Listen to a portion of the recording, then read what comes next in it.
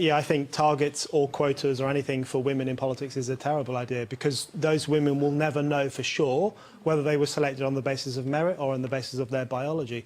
And I think, you know, when you hear people like Kelly saying earlier this week or last week, I think, you know, women need help in Parliament to have the confidence to raise their hand and ask a question.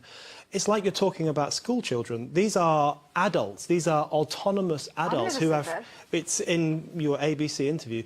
These are autonomous adults. They have freedom. No. They have autonomy. And the problem is that women are being infantilized by this process. So much of modern feminism actually infantilizes women by treating them as incapable of negotiating public life on their own without the assistance of the government or targets and so on. And the thing I find really obnoxious about this discussion is the idea that women make politics more consensual and more conciliatory and more friendly. And what you have is the rehabilitation of the old prejudice that this is the fairer sex, that they're mothering, that they're caring. My political heroines were not consensual. Bernadette Devlin, the MP for Mid-Ulster in the 1970s, who strode across the House of Commons and punched the Home Secretary in the face when he lied about Bloody Sunday. She wasn't consensual. This idea that women are more consensual than men, more caring, more motherly, is actually, in a PC form, it rehabilitates an old prejudice. I think we need to let women go, let them run on their own, and they will make it on their own. Okay, they're not children, they are adults. Okay, Brendan, I think you've made that point. Let's hear from Kelly O'Dwyer, and I want to hear from the other panellists as well. I mean, are you feeling conciliatory? I would recommend, well, you know, I would recommend that you read my interview in full. I don't think you've paraphrased it very accurately at all. But the point I would make is I think it is actually important that in the Parliament reflect our population and our diversity, and our Parliament does not reflect our society. 50% and more of our society is actually women, and we don't see that reflected in the Parliament. Now, all I'm simply saying is not that you don't pre-select women based on merit, that you don't pre-select people based on merit. In fact, you know, of course, you've got to get the right people for the job. What I'm simply saying is that we do need to acknowledge that, particularly, you know, in my party, and I've spoken about my party, the others can talk about their own parties here, but we do need to see more women in the Parliament, and that only by having a target can you actually measure your progress. We're not saying it's a quota, that it's defined. We don't have the sort of system in the Liberal Party which says that factional warlords can determine who should be pre-selected for a particular seat. That's the Labor Party. In the Liberal Party, we have a grassroots organisation, and what I'm simply suggesting is that together with, you know, other female colleagues of mine, like Linda Reynolds... Kelly, sorry about this, we're rapidly running out of time. I'd like to hear Katie, the other woman on the panel. I just think it's fascinating that you guys feel that women make a difference, and that it's helpful to have both perspectives, and that certainly that can bring about a more balanced party, and certainly it does represent, you know, half of the population. And I guess that you might agree that the gender balance matters in the life of a child too, right? No, really. And I think that it was your Senator Eric Abetz. He said, marriage is the only institution that's gotten the gender balance right. And he's right. You're not proposing... You hear this argument all the time. You actually hear it from both sides of the discussion. You hear it from the critics of the new feminism who say this is an attack on blokes and blokish values and it's really unfair. And you hear it from the proponents of the new feminism as well, who say we've taken the war to the patriarchy, we're finally taking men down a peg or two, and it's about time we did. Both sides in the discussion about the feminism that has arisen over the past few years with great intensity seem to agree that it is a war against men. And you hear this argument most often from men's rights activists. These are the saddest people in the whole world. They live on the internet. They spend their whole day crying in discussion forums. And they blame feminism, and actually women really, for all the problems in their lives. The reason they can't get a girlfriend is because feminism has turned all the women into lesbians and bitches, and therefore they can't get a girlfriend. It's not their fault. The reason they can't get a job is because feminism has entirely feminized the workplace, and men are unemployable and have to just skulk the streets at night and all that kind of stuff. Really, that's where you hear it most, the most explicit idea that the new feminism is a war on men. I think it's really wrong to see the new feminism as a war on men, because I think, if anything, it is a war on women. The new feminism fundamentally and explicitly calls into question the ability of women to negotiate public life without assistance. It questions not so much male privilege as female autonomy and female capacity. It might take the piss out of men, does that all the time, loves doing that, but it does down women, and it does them down in a very profound way. And one of the great ironies of the new feminism, something that I've been thinking about in recent months, is the only time you really hear open contempt for women in the 21st century, which is a pretty PC, right-on, equal century, the only time you hear open contempt for women is from feminists. I was thinking about this recently. I come from a family of unreconstructed men. Pretty much every man in my family works in the building trade. They all have respectable jobs, unlike me. They read the tabloids, they drink beer, they watch football. I never hear them say contemptuous things about women, really contemptuous things. The only time I hear that is when I am in a public debate with a feminist, on the radio or on the TV or somewhere else. That's the only time I hear a genuine questioning of women's ability to be the same as men. So you see it in their phrases, in the phrases that are used by the new feminists. One of their favorite phrases is internalized misogyny. The idea that women have internalized self-hatred. They've been brainwashed by the culture around them. The reason they pick the careers they pick, and the reason they pick the university subjects they do, is because they've been brainwashed to think that's what they, as women, ought to do. Or they hate their bodies. Apparently all women hate their bodies because they walk down the street, they see adverts, they see magazine covers, and they collapse. They can't cope with the image. They become consumed by self-hatred, internalized misogyny. In other words, they are malleable, fickle creatures. They don't know their own minds. If that sounds familiar, that's because that was the prejudice of the Victorian era. Women do not know their own minds. They need guidance. Now we hear the same from the new feminists, but it's dolled up in the pseudo-academic language of internalized misogyny. You also hear the new feminists talk about women's fragile self-esteem. The reason a lot of these new feminists want to censor pornography, for example, or page 3 in The Sun, which has a naked woman on it, or used to before the feminists got rid of it.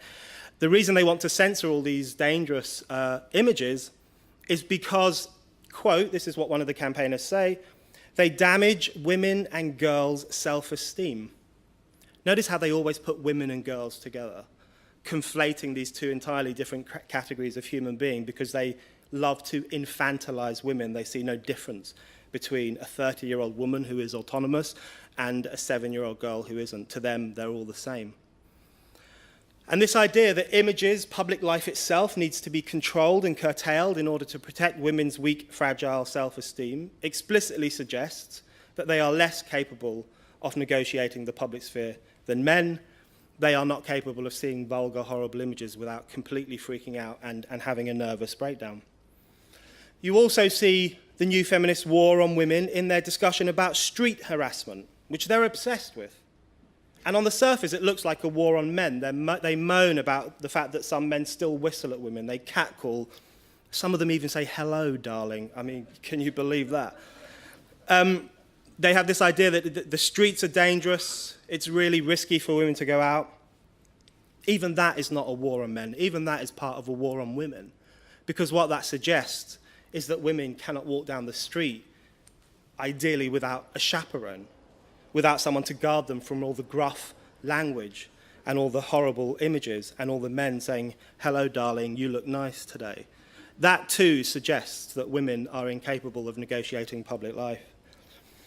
You also see the new feminist contempt for women in their activities on campus, where they are creating safe spaces, women-only spaces, in which you can't say horrible things or supposedly sexist things or use coarse language.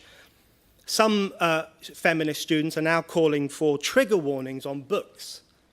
They think classic works of literature which mention, for example, rape or abuse or some other horrible thing should come with a trigger warning, and they say that primarily as a means of protecting female students who may have been through some of these experiences or who might just not want to read about them. They couldn't possibly read these books. They have to be warned in advance. If that sounds familiar, some of you may recall the 1960 court case in London into Lady Chatterley's Lover, D.H. Lawrence's novel, and one of the lawyers who wanted to keep the novel wanted to keep it banned, famously said, "Would you let your wife or your servant read this book?" In other words, it's fine for us men to read it. We're autonomous, we have brains, but women and servants, we couldn't let them read this filthy pornography. The same argument is made today by feminists in relation to female students. We couldn't possibly let them read these classic works of literature which mention sex or abuse or rape. And you also see the war on women element of the new feminism in all the discussion about how we have to remake the public sphere in order to make it more amenable to women. We're always hearing that the work sphere, the educational sphere, all elements of the public sphere, politics, need to be basically dumbed down, made less male, less gruff. We need to remove the blokiness from politics, as even Tony Bloody Abbott is saying these days, in order to make women feel more comfortable and welcome. What this really means, this idea that it should be politics and everything else should be less male, is that it should be less demanding, more consensual, softer, in order that women will feel at home. An extraordinarily patronizing idea to anyone, which I'm sure is everyone, who knows women who are not remotely consensual and in fact can be very argumentative and combative and all those things that men are as well. Meanwhile, if you look at new feminist books, there's a whole welter of new feminist books with titles like How to Be a Woman, Do It Like a Woman, A Book for Her, these awful, terrible dirges, which are kind of half self-help, half sassy, broad, a little bit of misery memoir thrown in, these really terrible books which have taken the publishing world by storm. If you read these, some of them are explicitly contemptuous of women. They devote a lot of their time and space to slagging off women, particularly women who shave, or who preen themselves too much, or who have plastic surgery. These women are really sneered at. They're looked down upon as having been brainwashed by porno culture, brainwashed by pop culture. They're stupid, they're vulgar, they don't know their own minds. That thing that was said about women 150 years ago is now said again by feminists. So I think the new feminism is actually a war on women, not a war on men. It represents, in my mind, a reversal of the enormous, wonderful gains that have been made for womankind over the past 150 or 200 years. The fact that women got the right to vote, the right to work, were seen as equal, autonomous, free-willed, the same as men, effectively. Now they are increasingly presented as fragile, threatened, unsafe, lacking free will, fundamentally unable to work out for themselves what's best in their lives. We're really rehabilitating an old Victorian view of women. All these things that the new feminists are saying were said by the Victorians 150 years ago. Even the safe streets stuff, the idea that the streets are full of harassers and vulgar men with gruff words, that was a favourite topic of the Victorians. The Ladies' magazine in the late 1800s started a campaign called Protection of Women, which was about making the streets safe for women who were seen as being at mortal threat, particularly from working class men using swear words and so on. Of course, in the Victorian era, it was also assumed that women couldn't go to university. No way. It was way too dangerous. Lots of strange ideas. That would freak them out. Same argument is made again today. And women couldn't see particular images. They would faint. They'd need their smelling salts. Those arguments are coming back too under the guise of the new feminism. So I would say, all these pathetic men's rights activists who give us blokes a bad name, they're completely wrong. This is not a war on men. This is a war on women. The new feminism is a problem, not because it does men down, but because it does women down, and it unwinds all those wonderful leaps forward that humanity has made over the past 2 centuries.